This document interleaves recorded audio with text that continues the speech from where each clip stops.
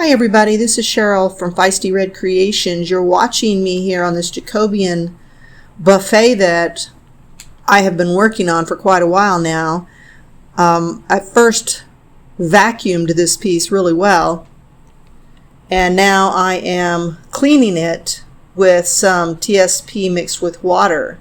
I found that a toothbrush or a wire brush, something like that, worked really well to clean around all of the details, and the finish just came off. My intention was to just clean it with some water, but as I cleaned, the finish came off as well. I think it was just so old that the finish just wasn't adhering anymore to the piece. So you can see me here scrubbing on the bottom. My intention for this buffet is to stain the bottom and paint the top.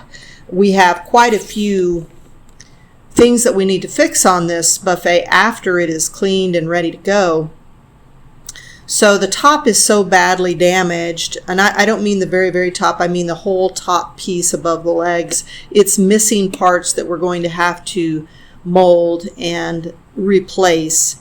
So staining the whole piece is just completely out, even though I might love to do that. So we're going to paint the top of it all the way down to the legs, and then the legs all the way down to the feet we are going to attempt to stain. So here you can see me continuing to scrub on this piece with my little brush.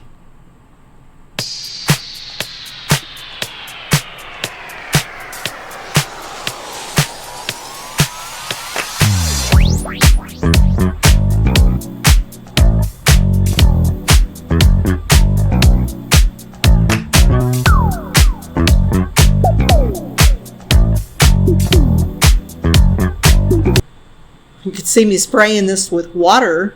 I don't typically do that, but it was filthy. I've laid it down on its side on my incredible hydraulic lift that I bought. I will put a link below for that. Now I am sanding with my Ryobi sander. I've switched over to a hand pad to try to smooth it down. I started sanding at a 120 grit. This piece did not need an 80 grit, and I moved through the grits from 120 to 150 to 180 to 220 to try to smooth this piece down and get it ready for staining and for painting. There were a lot of crevices, so I used my brush anytime that I needed to. Sometimes a wire brush, which was a little harsh, so I had to be very gentle, and that's why I needed to also come back with some other sandpaper to smooth it down. I love my little air compressor. It's great for cleaning off the sawdust after sanding and just clearing away dirt, so I will also leave my link down below for that.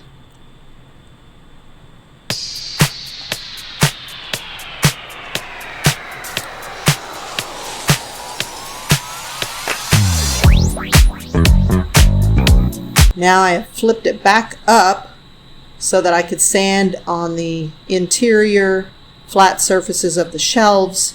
I'm not really staining those. I plan on just oiling them, but they did need a little bit of sanding to smooth them out.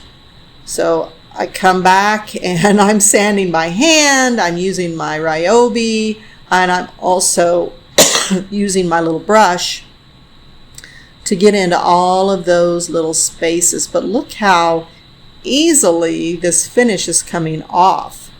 I didn't need to completely take the finish off because I was painting.